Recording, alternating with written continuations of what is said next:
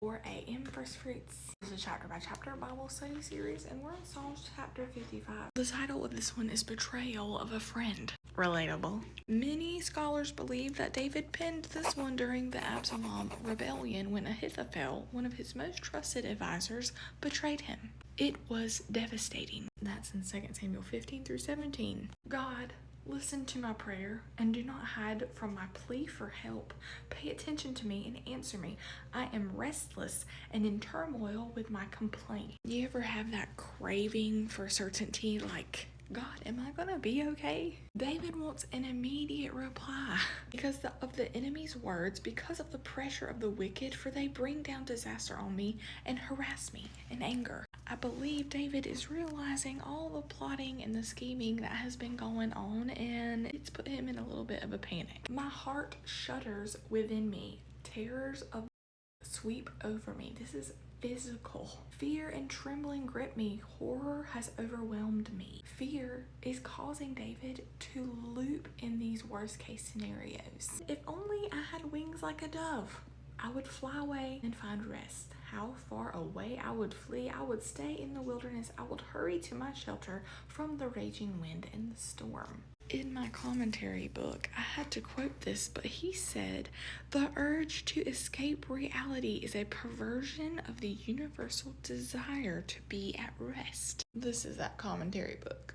Here we see some of the strongest biblical leaders not responding with courage immediately. David is responding with how he truly feels. He's saying, Lord, in this moment of fight or flight, I feel I just want to fly away. Faith doesn't erase the human instinct to fly away. It just redirects it to God and who He is. Lord, confuse and confound their speech, for I see violence and strife in the city. Day and night they make their rounds on its walls. Crime and trouble are within it. Destruction is inside of it.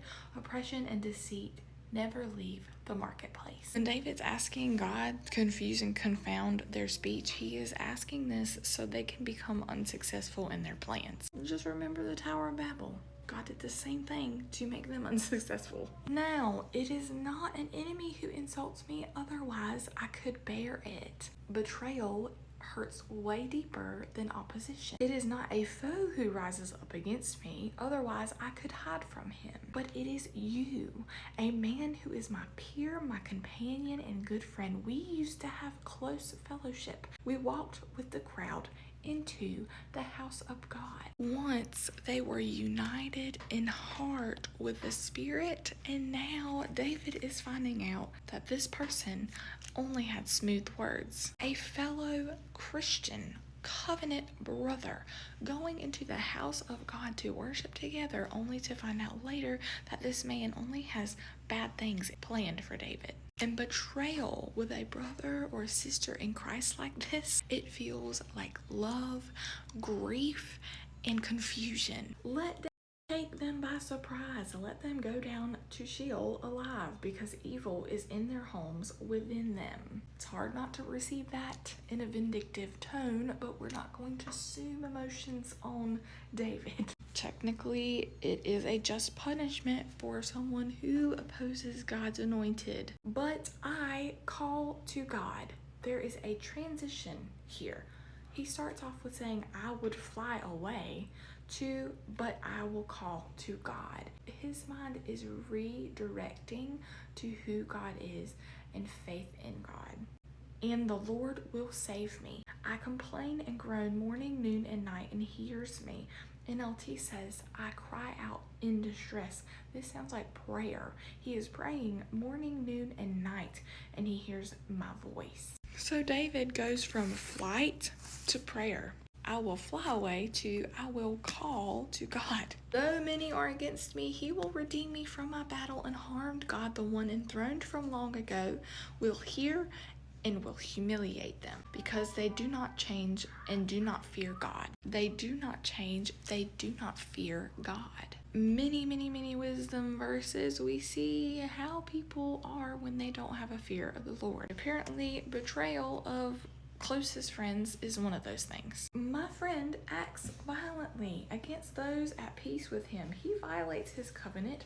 His buttery words are smooth, but war is in his heart.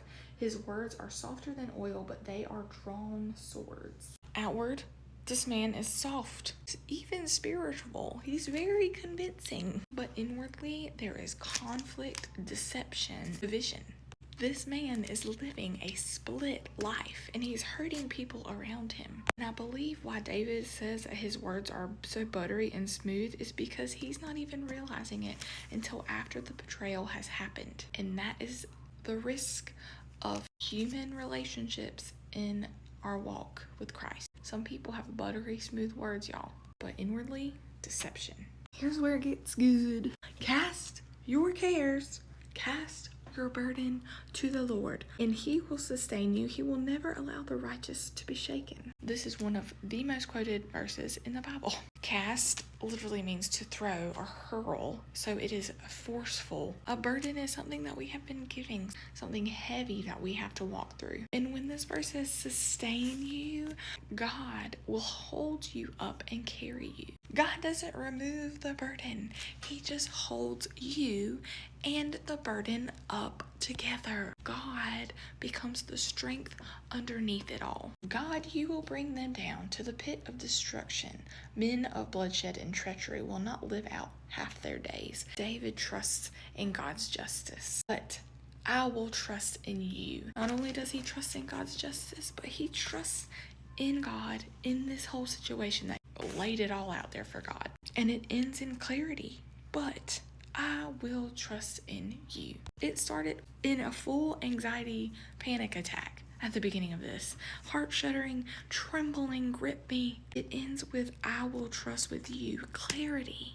The clarity comes after the expression of the emotions and the truthful, honest feelings that he's having from this betrayal. He processed it with God. He didn't just skip over the emotion and try to trust God immediately. This honest expression led to his clarity. And when it says, I will trust in you, will is a decision. He is choosing where his weight is going to rest. David decides, I'm not going to let this rest on myself. I'm going to let it rest on me and God. And the situation's not fixed. And David doesn't understand everything. Clarity is not about understanding everything. It is about understanding where you stand in everything. And as long as God is holding us up and sustaining us, we can get through it all. Thank you for watching this 4 a.m. I'll see you in the next 4 a.m. when we cover Psalms chapter 56.